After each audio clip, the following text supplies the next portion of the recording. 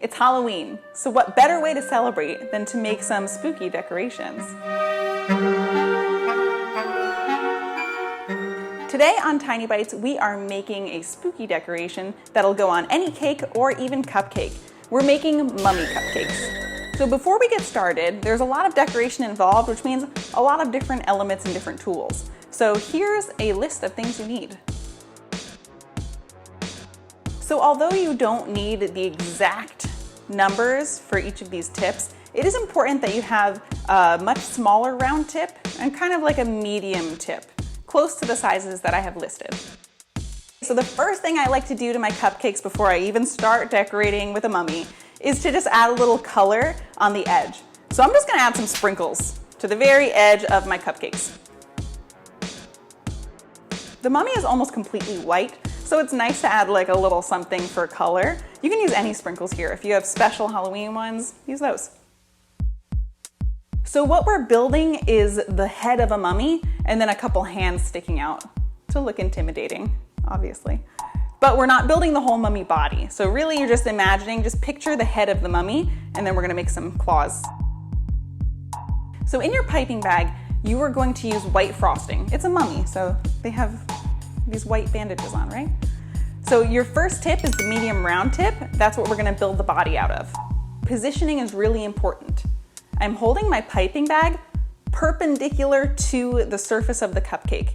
Consistent pressure going in straight up and down. If you come in at an angle, the frosting is just gonna squirt off to the side.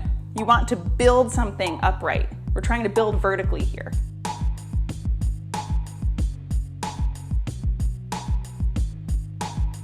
Now I've switched out my tip with the one with the little ripply edge. This is for the bandages. So we want that design to mimic real mummy bandages. I'm gonna start my mummy with a loose bandage, so it's kind of flying away off to the side. Okay, so now I am going in at an angle. You want the ripply edge to be facing your body, so then the ripply edge will show. We're using our strong hand, your dominant hand, to apply consistent pressure, and you're spinning the turntable with your non-dominant hand. And we're just going around. Once you get to the top of the mummy's head, you can end it with just like a ripply bandage.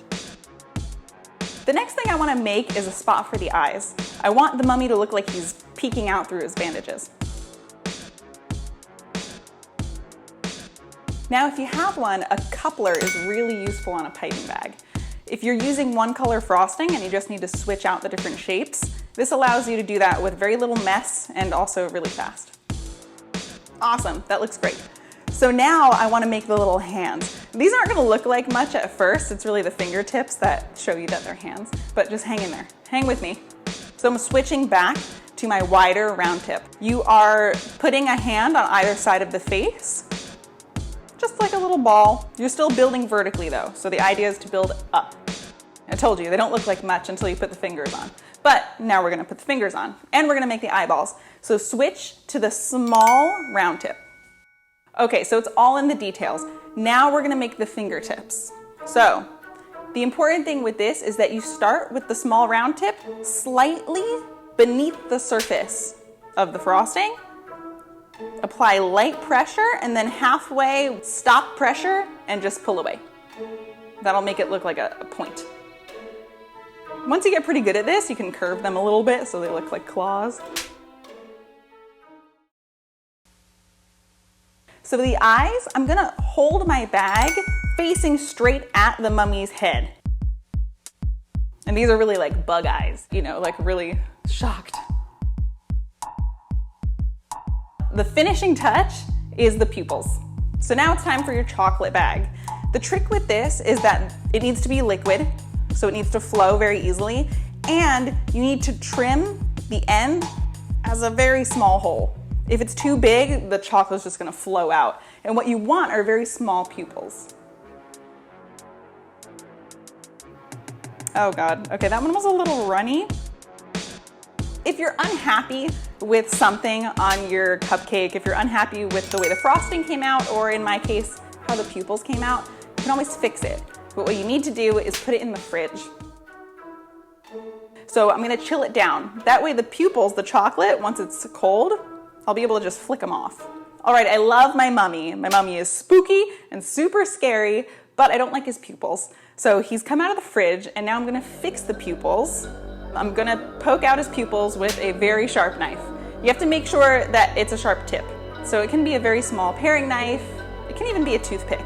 But what you wanna do is you're just gonna go behind the chocolate and lift the pupil off. It doesn't get more Halloween than this. All right, so the pupils are gone. You can see there's very little damage. If you wanted to start your cupcake over, you could take a knife and just lift off the whole mummy and start again. Pupil number 1 and pupil number 2. Scary, he looks a little mad. I like that. All right, so that's it for mummy cupcakes. Please subscribe if you like the videos. The next thing up will be spooky witch cupcakes.